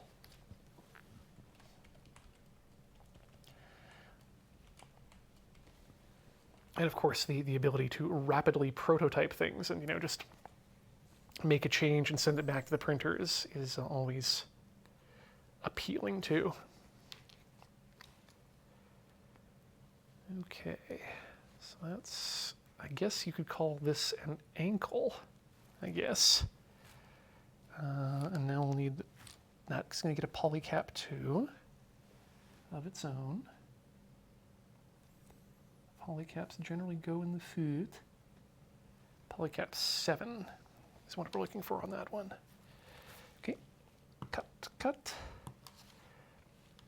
I feel like this might be easier, the instructions to follow, if I'd actually built the Gundam fully beforehand, but Like you're supposed to build the Gundam fully and then sort of take it apart. that's kind of what they're saying here, is that, hey, take your leg, now take apart these parts, now cut this part. Well, not even now cut this part, it just shows you a series of pictures, and it's kind of like one of those try to find out what changed between the two pictures.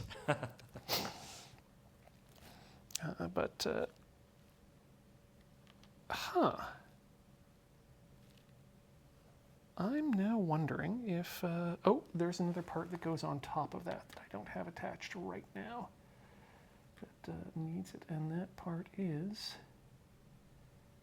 not that part.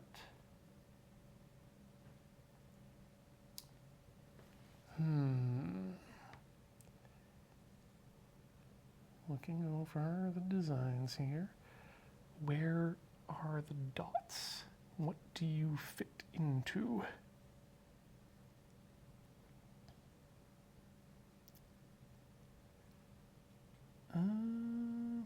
Okay, here's what I'm looking at, and see if you can tell me the difference between these two parts.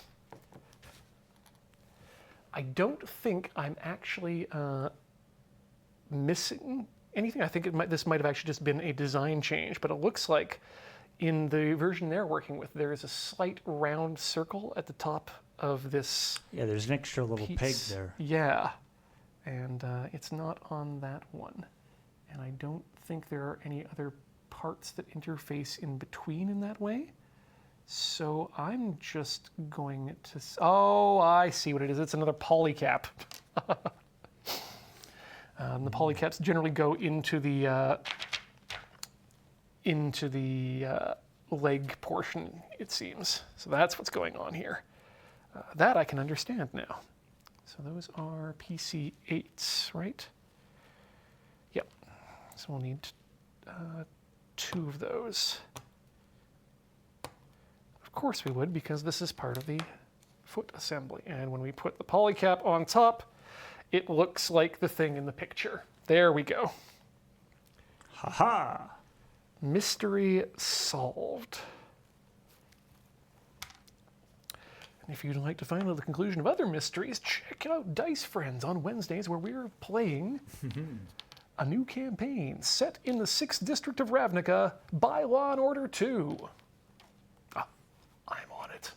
We're just about done, so you've got a lot to catch up on. It is very mysterious. Yep. It is a mystery. Okay, C14, C17, and C15. 14, 15, 17. Got it. Makes perfect sense. Oh, good. These are, again, matched sets, so I don't need to worry about. I can do both at once. Welcome to Counting with Gunpla.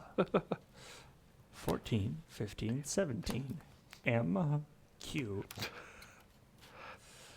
H, but on its side. Yep. Do you need A or A?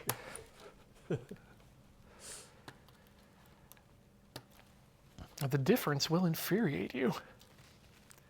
There's one more connector. Bandai at least has that part worked out. They don't do that, right? Yeah. Well, I was thinking the other day, actually, about the difference between katakana and hiragana. We always ask ourselves, well, why do they use the 2 different alphabets? Why do they use one just for loan words? Can't they just use the one alphabet? And these usually come from people who are trying to learn Japanese and are, hitting a wall or getting frustration or just being lazy. And it occurred to me that at least when you're dealing with the syllabic alphabets, like katakana and hiragana, which are used to make up words rather than whole words in and of themselves, the kanji, the Chinese characters, it's not really that different than learning uppercase and lowercase letters in English. Some of the letters look similar, much like some of the hiragana and katakana share similar-esque shapes. Ka is one of my go-to examples. It's basically the same thing, but the hiragana version has a little doop, little droplet up in the upper right-hand corner. That said, Look at the alphabet sometime and look at the difference between, say, a uppercase and a lowercase r. Those look nothing alike So intuitively. is hiragana and katakana, is it a one-to-one, like there's the letters are, it's just the same letters but they look different? Exactly. Yeah, they are. They're used for different purposes. Again, the katakana is used for the loan words, words that are not of Japanese origin, and usually onomatopoeia as well. But hiragana is they map one to one. For some reason, I was under the impression that they were actually different sounds. Okay. Yeah. Nope. They are. Now you know.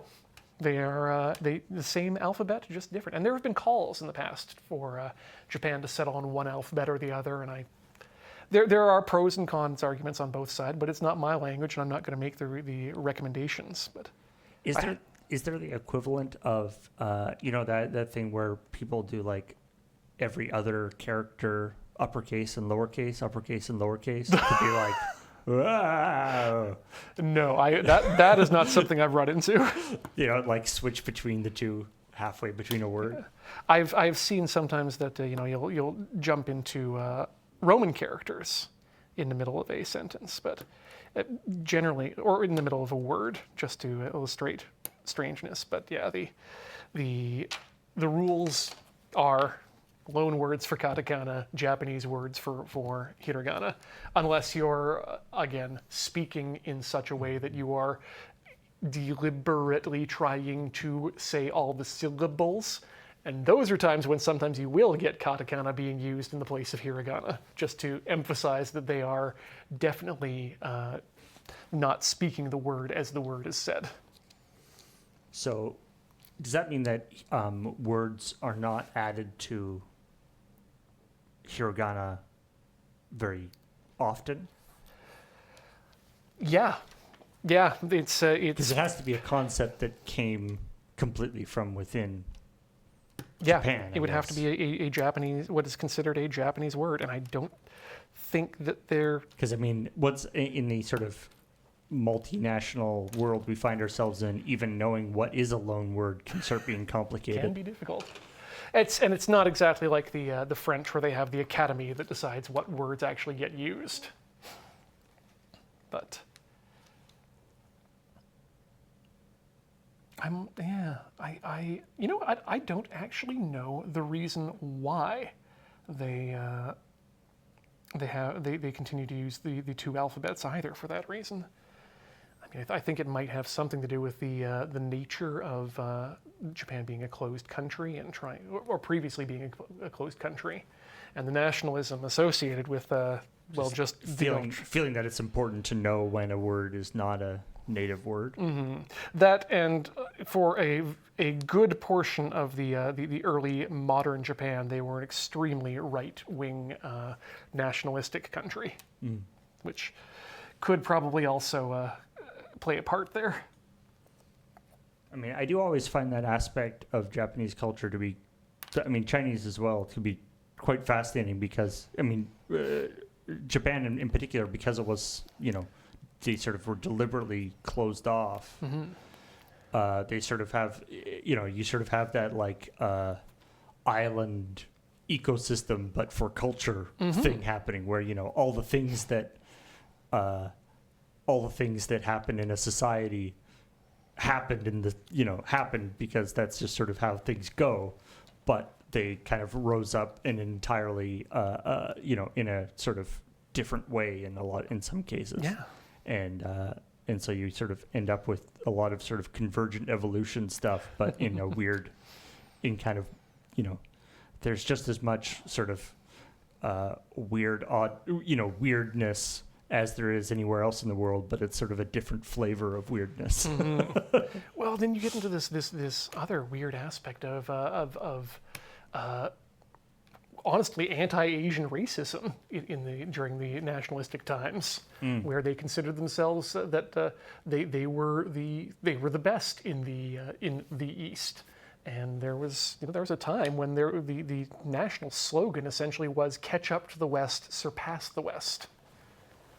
Yeah, I think even like, of course, it hasn't been this way for a very long time, but when I was when I was a kid, I think even when I was a kid, it was probably on the out. But the idea that like electronics made in Japan was sort of like this like crappy Japanese stuff. It was not seen as a mark of quality. Whereas of course it's in a lot of ways the opposite now. Mm-hmm. But that's certainly taken some time to get to that stage.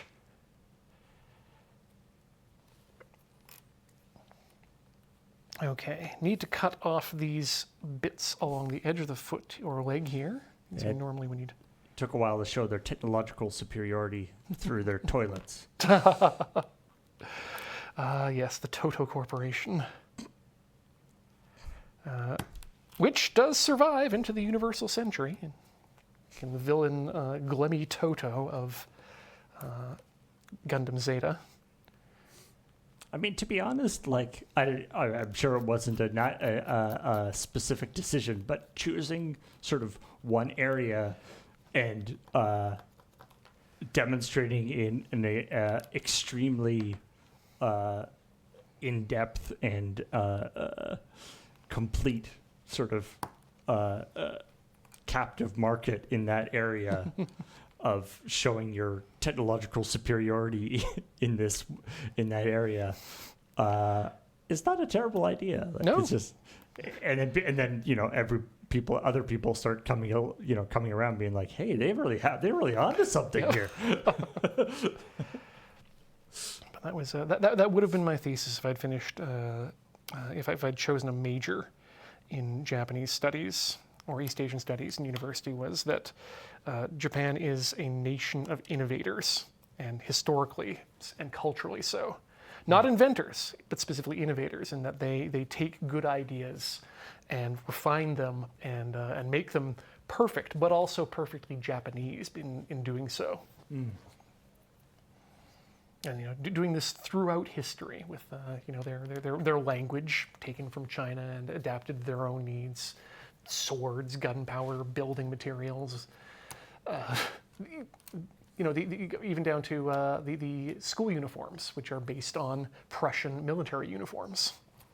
And you don't if you see a person in a Japanese school outfit these days, you think, oh yeah, that's a Japanese schoolboy, not, oh, that's a Prussian officer. Okay, so now I need just the upper thigh, upper thigh, and that is B22. Yeah, there's an aspect of like, we want to do X thing. Okay, let's figure out who does that thing the best. Mm-hmm. Analyze that, and then, adapt it and improve upon it. Mm-hmm. That was literally the Meiji era, the period just after the shogunate, was not only just find out who does the best things or does a thing the best, but then invite those people to come live in Japan and teach us at our universities about doing that thing in that way. And now that you've taught all of us how to do that, and at a high level like that, we can teach ourselves. Sure, it requires a certain amount of humility that is very interesting. An interesting kind of humility too, because it's a humility that says, yes, we don't know something, but it's also tinged with this. But if we, when we do know it, we'll do it better than you. We don't know what we're doing, but we absolutely know that we can learn how to do what you're doing.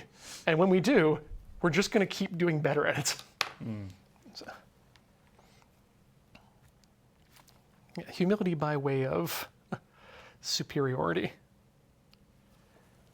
Oh my, these also get modified pretty... Oh no, these aren't... This isn't cut. Or is it? Oh, I think these are getting cut down as part of the modification process. But let's just start by how do I put these on? that side goes up. And that side is out. So the knee bends that way. Good, got it. Reminds me of, I remember back in the day, maybe 10, 15 years ago, when Netflix started embarking on their original programming plan. Yes. And I mean, I don't know how well this has borne out. There's probably debate about that, but I remember there's, the CEO was being interviewed about, because if they were concerned about, because HBO at the time was also sort of taking baby steps into the streaming space. And they're like, are you worried about that? And the CEO of Netflix at the time was like, we're betting that we can figure out how to do programming faster than HBO can figure out how to do streaming. Because streaming is really hard. I would argue that Netflix probably hasn't gotten as good at original programming, but also a lot of other companies haven't figured out streaming. So maybe the whole thing is kind of a wash. But they're both hard. Let's agree to disagree. Yeah. But just that idea, they're like, yeah, we're not good at this, and you're not good at this other thing, but we're betting that we can learn our thing better, faster than you can learn our thing. Yeah. All right. So, here we go. I think we might be just about wrapping up what we can do here, but I've figured out how this works. So these knees just kind of press fit into that hole. So that's going to need to get glued as well because there is not enough press fit. He's got but the holes real sturdy calves. Yeah, lots of good knee protection. You want that as you age. And we're gonna need to clean up that vent on this one too because it's looking pretty ugly. But the one that we got there, I think it looks that we filed down on this one looks quite nice. Nice. And then I figured out how these feet work. They just jam in here. And so what I'm going to need to do is remove some pegs from these polycaps. But I'm only going to remove a bit of them. So the feet will still be able to articulate, eh? Yep, because they'll still be on their caps. Neat. That's one. And we need to do the top side too. So that'll just fit into the slot. Thank goodness polycaps can be purchased separately. In case I do anything. I was going to say in case I do anything irreversible, but that ship has sailed. That Gundam has transformed. I guess polycaps are sort of a standardized thing. Eh? Yeah, they're so standardized that you can just go down to the local hobby shop, go to their Gundam section, and pick up a pack off the rack. Are there are they even standardized like between different between kits? Yeah, and even between like Bandai and other people? Not that much, so as far as I understand, but there is differentiation as well between sizes too, because you gotta make sure that you've got the right size polycap for an MG, which is a 144 scale, versus an HG, an MG, which is a 1:100 scale, versus an HG, which is a 1:144. Right. Different size joints need different size caps. And I was incorrect. I did not need to leave any edge on those caps. Those fit in real smooth like. But let's just trim those down a bit. Because I do need to be able to disassemble this for painting purposes. Right, of course. But dang, does this look cool. Check it out. Oh, okay. Need to do a little bit more shaving down here on the end of that, just so it fits completely. But I believe this bit here, which includes, the articulated, what do you call those things? Hydraulic things. What did the mech's original foot look like? Original foot, you got the kind of the clown shoe effect. I'll bring it over so so we can see on the screen here. The feet are down in, that's the foot right there. Oh, okay. Yeah, so you'd have the red plastic, which is the gray stuff. Then you've got the foot and then the sort of ankle protector that goes over top. It's sort of like a strap. Right, okay. So this is quite a different looking foot. Yeah, it's a significantly different foot, and I think I like the look of it. Now you were saying that this isn't your favorite Gundam series. No. What drew you to? Is it just because it's a windmill and it's cool looking? Because I like it because it's cool. It's a silly windmill. I like windmills. I like the Dutch, and if I'm going to have anything related to G Gundam in my collection, it's going to be something silly like this. That and that, you can't buy this kit, so it's nice to have. It's a rarity. And let's get that in there. Oh, that just fits so nice. And then this one connects into there, like that. That one doesn't fit. Wait, that's why it didn't fit, because I'm putting the wrong piece in. This one has the rubber, which meets the road. And then these parts just kind of slide in and will need to be glued or press fit. But instead of that, for the moment, just for fun, come on, come back. The foot cap's connected to the ankle cap. Ankle cap connected to the calf cap. Uh-oh. Everything's fine. Don't worry. Something just came apart in a way that is fine, but I was not expecting. Because these need to get attached, and they just don't push in quite as cleanly as, there we go. They kind of lock in place. And so I think that side goes to here. Yes, that feels right. I don't remember which way is front, but it doesn't really matter just right now. And then I'll put that one on that peg there. And then that's going to go in there. And that's going to go in there. And at the very least, we can get it to stand, maybe. And then the torso is going to go on here. And then let's see if we can press fit the windmill just for fun. I think we can just a bit. Get all the right side. The little skirt is a neat effect. I guess I guess this is like supposed to be evocative of a sort of traditional Dutch clothing or something. I guess so. I mean, we've got the clogs. The skirts are pretty standard. A skirt of sorts are pretty standard on Gunpla or Gundams in general, just because it's to cover that hip joint. Yeah. But yeah, no, I'm not going to be able. Maybe I can. You know what? Let's take the time to have some fun while we're here. Just gonna smooth this out a bit, because this has to go all the way through and then get into the Gundam itself. So let's just press that through there. Oh no, I don't want to do that. That's a bit more sanding. Got to go all the way to the bottom. Otherwise, it'll never come out. The whole thing will snap. I will be sad, and I'll have to print more things, which means more cleaning of things. Which I just did. Yeah. No, that's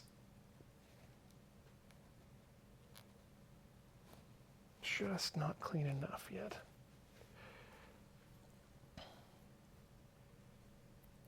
There we go. So that goes in there. Can I kind of just jam those in there for fun? We'll get two of them in at least. And then that's going to attach to the front here in the chesticle. I'm going to have to drill that right out. No doubt. Yeah, it's not even going to stay on me. Well, we tried. Maybe if we assemble him this way, it'll be something we can look at.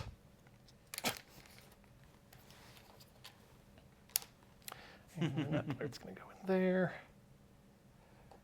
And then, of course, we've got our shoulder pieces,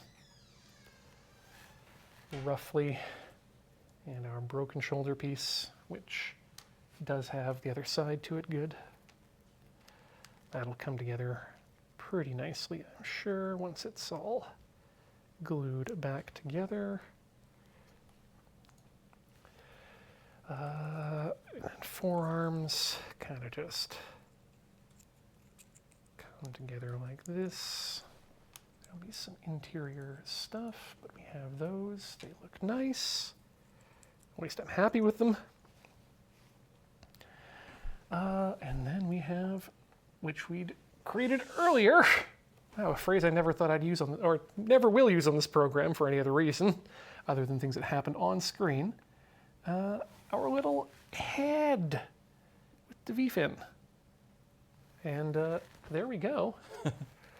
That's kind of what we're working with, and I think once we get some paint on that and get things like this little, this vent here fixed, get the arm in place, and get a nice coat of paint on this guy, this is going to be one heck of a little windmill friend. It looks like you're like an entomologist, and you've got like a little Gundam, like you know, in like a light box. Yeah, got to pin down the wings here, otherwise it'll get away. They curl up. So yeah, really happy with this. But I think that's going to do it, though, for today on Tinker Tailor Soldier Fry. Not going to continue on with the build of this on screen, I think. I think we've done as much as needs to be done to see how that's going to happen, and maybe I'll bring it back in future just to show off the paint job, or maybe I could. I don't think I've done weathering on stream before, so maybe in a future hobby night, look forward to the return of the Nether Gundam when we make it look all dirty and used. But that's going to do it for Tinker Tailor Soldier Fry for this week. Thanks so much, everyone, for watching. Thank you for those of you who are showing your support monetarily in all the ways you do, including at patreon.com/loadingreadyrun. We super appreciate all that all of you do for us, whether it's just watching, donating, participating. We love having you. And we have loved having you. So that's going to do it for tonight. Thank you so much once again, as we say every time, ever forward, learning out of spite. Good night. See you in a fortnight. Never in Fortnite. Except that one time.